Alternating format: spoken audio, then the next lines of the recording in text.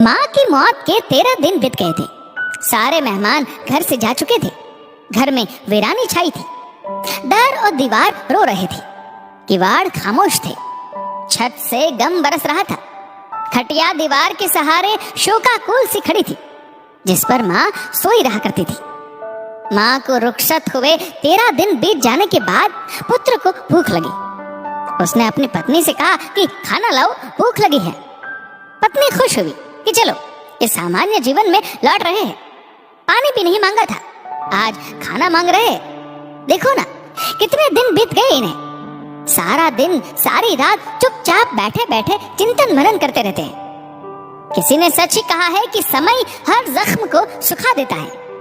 माँ के जाने का जख्म भी धीरे धीरे सूख रहा है। चलो अच्छा है, वैसे भी जीवन तो अप्रत्याशित है, मृत्यु ही अटल है। माँ जी ने अपनी पूरी उम्र जी कर देवलोक गई है। पत्नी खुशी खुशी रसोई में गई और पति के मन पसंद गर्मा गर्म फूल के अचार, रायता, गुड़ और गट्टे की सब्जी के साथ सलाद थाली में सजाकर ले आई और पति के मुंह के आगे रख दिया। पति ने थाली में तरह तरह के व्यंजन देखे और थाली पीछे सरका दी। कहा ये नहीं, पापड़ की सब्जी लाओ और वो ठंडी रोटियां लाओ जो रात में बनाई थी, और अगर रात के बने चावल हो तो वो भी ले आना, मैं वही खाऊंगा। पत्नी ने आश्चर्यचकित होते हुए पूछा, लेकिन आपको तो पापड़ की सब्जी बिल्कुल पसंद नहीं है और आपको बासी रोटी क्यों चाहिए, जबकि मैं गर्म बनाकर लाई हूँ। पति ने कहा, माँ को मैंने अक्सर पतले सालन वाली पापड़ की सब्जी खाते देखा है, शायद उन्हें वही पसंद थी। और रात का बचा खाना माँ सुबह खाती थी, सुबह का बचा हुआ दोपहर में। पत्नी बोली, हाँ सही है, माँ जी यही खाती थी। ये उनकी बहुत अच्छी आदत थी। वह अन्न का नाश नहीं होने देती थी। जो खाना बच जाता था उसे खा लेती थी। यही आदत मेरी माँ की भी थी। लेकिन अब आप ये खाना तो खाइए। यदि आप माँ जी की देखा देखी करने लगे तो कमजोर पड़ जाएंगे, समझिए। पत्नी की बात सुनकर पति रुआसा हुआ, लेकिन टूटा नहीं। भावनाओं को संभालते हुए बोला, माँ का हमने ख्याल नहीं रखा। वो न जाने क्या क्या खाकर पेट भरती थी। हमने उनके भोजन पर गौर ही नहीं किया, उस तरफ ध्यान ही नहीं दिया। कई कई दिनों तक मैं ढंग से बैठकर माँ से बात नहीं किया करता था। उनको कोई तकलीफ होती तो वो किससे कहती भला। मैं रात को घर आता, सीधा कमरे में घुस जाता। सुबह होते ही कमरे से निकलकर काम पर चला जाता। कोई त्योहार आता तो माँ के पैर छू लेते, लेकिन उनके हृदय को कभी ना छू पाए। अब इस बात का जिंदगी भर अफसोस रहेगा कि ईश्वर ने माँ दी थी, हम सेवा नहीं कर पाए। पत्नी दिलासा देते हुए बोली, ऐसा नहीं है, आपने बहुत ख्याल रखा माँ जी का।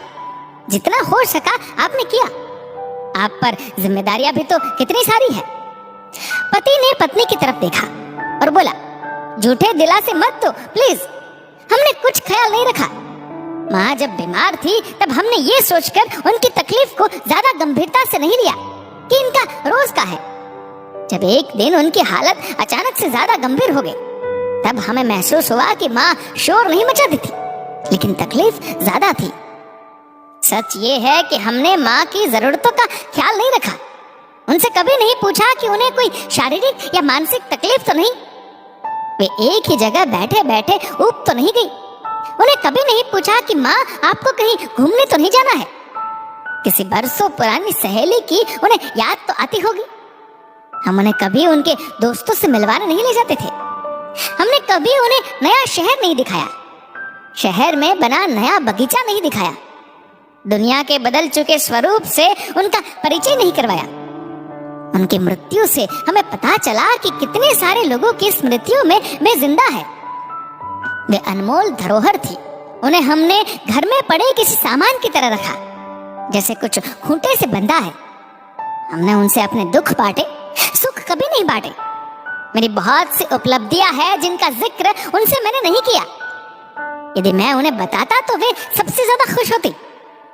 पत्नी एक तक देखती रही, बोली, आप सही कह रहे हैं, लेकिन अब आप ये बातें दिमाग में मत लाइए। माँ जी अपनी सारी कर्तव्यों को पूरा करके गई है। उन्होंने अपनी पूरी उम्र जी है। भरपूर बुढ़ापा लेकर उन्होंने दुनिया से प्रस्थान किया है। पति सिर लटकाए बोलता रहा चौखट से खटिया के बीच घूमते घूमते उन्होंने बरसों निकाल दिए। क्या ये पूरी उम्र जीना होता है? ऐसे इंसान 200 साल भी जी लेगा तो ये कोई जिंदगी नहीं है।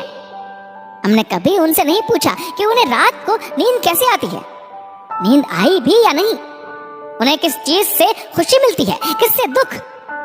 इस बात पर हमने गौर ही नहीं किया। उनकी जुबान कई सारे स्वाद चखना चाहती होगी, लेकिन हमने उन्हें कभी नहीं पूछा कि माँ आपको कौन सी मिठाई पसंद है। बुढ़ापे में खाने की इच्छा नहीं मरती, बल्कि जीभ अधिक स्वाद की मांग करने लगती है। ऐसे में बूढ़े व्यक्ति को मीठा और चटपटा खाने की इच्छा होती है, लेकिन संतान इस बात को नहीं समझती।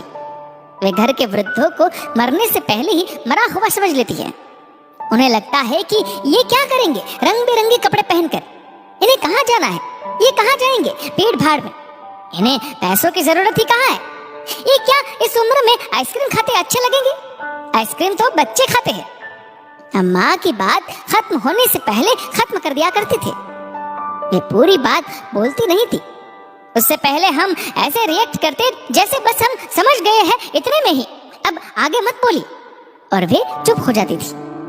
कुल मिलाकर हम मरने से पहले अपने घर के बुजुर्गों की इच्छाओं को मार डालते हैं। हम बुजुर्गों के मनोविज्ञान को समझने में पूरी तरह से नाकाम लोग हैं।